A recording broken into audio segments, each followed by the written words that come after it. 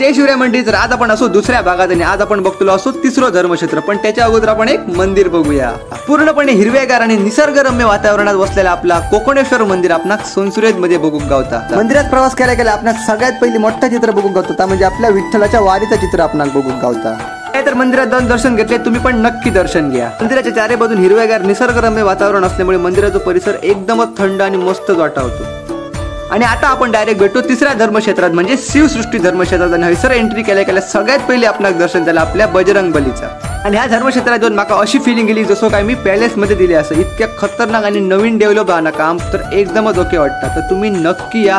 आणि हे जे तुमचं होम दिसतात ना ते हल्लीच म्हणजे दत्त जयंती निमित्त हैसर कार्यक्रम झालेले होते त्याचेच असत. आणि हैसरात आपणाक दर्शन झालं आपल्या बाप्पाचा. तर बोला गणपती बाप्पा मोरया. आणि ह्या धर्मक्षेत्राच्या